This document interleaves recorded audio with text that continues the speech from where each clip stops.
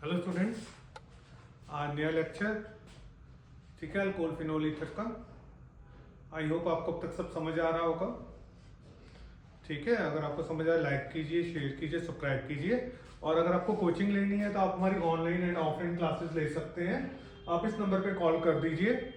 Clear? तो आप देखिए next topic, action with zinc dust.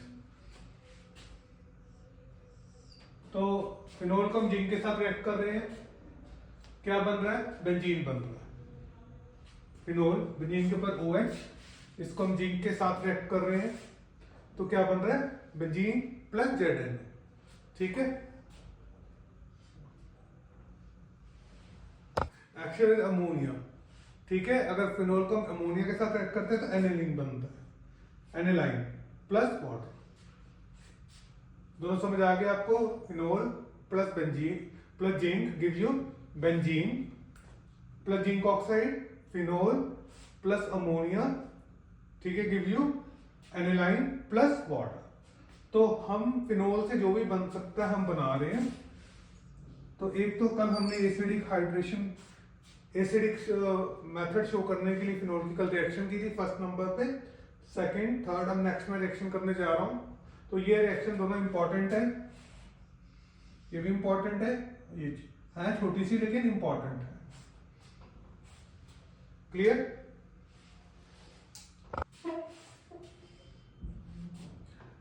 Action with acid chloride and acid hydride. Phenol को acetyl chloride के साथ हम रिएक्ट कर रहे हैं।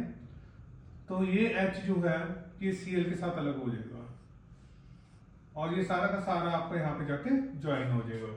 तो हमारे पास क्या बन गया? फिनाइल, बेंजीन का साइड चेन है तो फिनाइल, और बाकी जो ये है एथेनॉइड 2 कार्बन प्लस HCl। आगे समझ?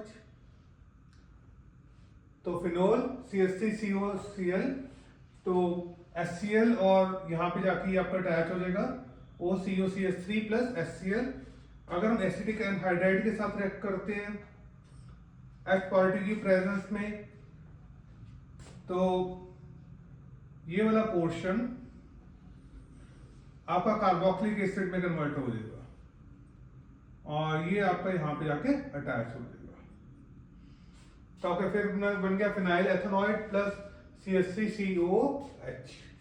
ठीक है, हम फिनोल के साथ रिएक्शंस कर रहे हैं। क्लियर? ये पेरिडीन की प्रेजेंस में हो रहा है, ये mineral acid, H particle is a mineral acid. Clear? Acid है, मिनरल है, तो यहां हमारे पास बन रहा है।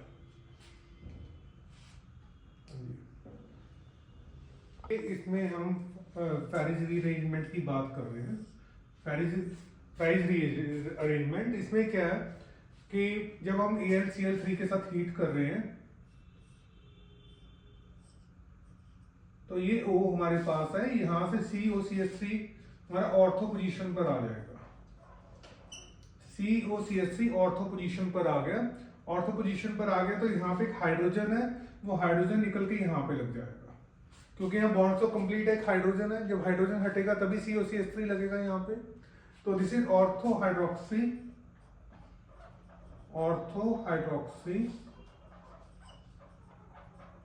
एसिटोफिनोल प्लस ऑर्थो बनेगा तो पैरा भी बनेगा।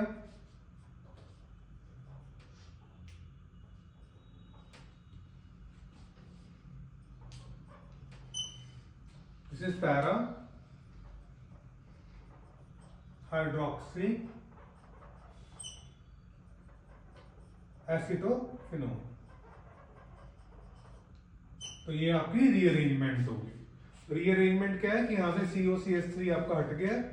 क्लियर? जो COCH3 हटा है वो कहां पर आ गया? ऑर्थो एंड पैरा पोजिशंस पर आ गया। क्लियर? और यहां पे जो हाइड्रोजन था वो O के साथ जाके लग गया। समझ आ गया होगा? तो ये भी इंपॉर्टेंट है, ऑब्जेक्टिव किसी भी तरीके से आ सकती है। क्लियर? तो action with benzoyl chloride, benzoylation. तो हम यहाँ फिनोल को बेंजोइल क्लोराइड के साथ रिएक्ट कर रहे हैं, जिसको हम बेंजोइलेशन कहते हैं NaOH की प्रेजेंस में। तो क्या बनेगा देखिए, benzene as it is, O लगा रहेगा, यहां से COC6H5 जाके यहां पे लग जाएगा, COC6H5 प्लस HCl, H ये वाला है और Cl ये वाला, ठीक है। तो हमारे पास क्या बन गया, phenyl benzoate, phenyl benzoate, and this is also called shorten Bowman reaction. This naming reaction तो जो भी है वो इंपॉर्टेंट ही है, किसी भी फॉर्म में आ सकती है, आपको ऑब्जेक्टिव फॉर्म में आ सकती है, कंप्लीट द रिएक्शन आ सकती है। क्लियर? कोई डाउट है तो बताइए। तो कुछ रिएक्शन है बेंजीन की। सबसे पहले ब्रोमिनेशन। अगर हम फिनोल को ब्रोमीन वाटर के साथ रिएक्ट करते हैं तो 3 पोजीशन पे हमारा ब्रोमीन आ जाएगा, 2,4,6 ट्राइब्रोमोफिनोल फॉर्म्ड होगा। Important reaction, this is also very important reaction. ये आपको ध्यान रखना है कि ब्रोमीन वाटर के साथ रिएक्ट कर रहे हैं, क्योंकि फिनोल की रिएक्शन ब्रोमीन वाटर के साथ आती है, तो आपको ये बनेगा 2,4,6 ट्राइब्रोमोफिनोल, ठीक है। However, if the reaction is carried out in CS2, bromine water में रिएक्ट कर रहे थे, यहाँ भी ब्रोमीन के साथ ही रिएक्ट कर रहे हैं वाटर के साथ, लेकिन जो प्रेजेंस है वो CS2 ली है हमने। जब प्रेजेंस CS2 ली है तो Br हमारा कहाँ पे लग रहा है, ortho and para position, 2 bromophenol 4 bromophenol. तो फिनोल को अगर हम Br2 ब्रोमीन वाटर के साथ रिएक्ट कर रहे हैं CS2 की प्रेजेंस में, तो it will come at ortho and para position.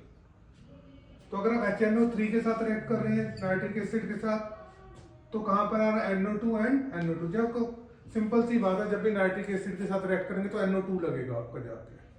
तो फिनोल है तो NO2 कहां पे लगेगा आपका, ऑर्थो एंड पैरा पोजीशन पे। कहीं पे भी नाइट्रेशन कर रहे हैं, ठीक है, तो NO2 ही जाके अटैच होगा। फिनोल है, phenol is ortho and para directing, तो ऑर्थो एंड पैरा पोजीशन पे आपको नाइट्रो लगेगा। लो टेम्परेचर हमने लेना है, और ये जो HNO3 ये भी डिल्यूटेड है। क्लियर?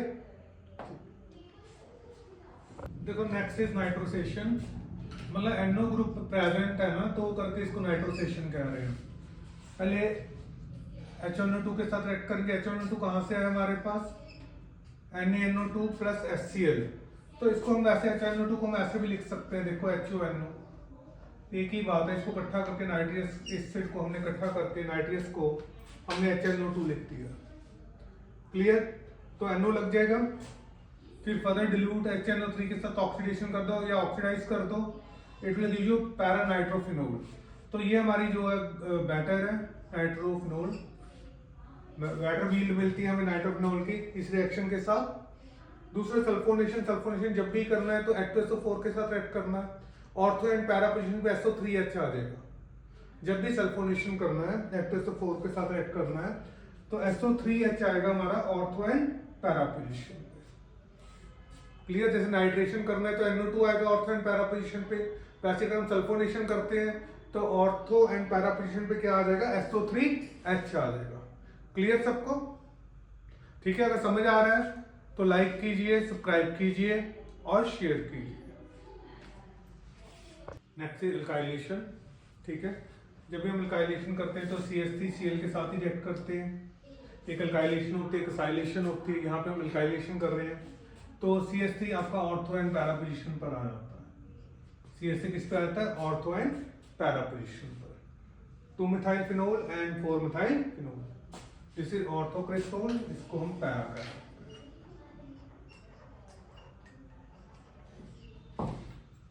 इसकी प्रेजेंस में कर रहे हैं, एंड हाइड्रोसल्फेनियम क्लोराइड की प्रेजेंस में कर रहे हैं। ठीक है, ठीक है, तो आज का लेक्चर इतना ही। ठीक है, थैंक यू। बाकी नेक्स्ट लेक्चर मैं नेक्स्ट क्लास में आपको समझाऊंगा।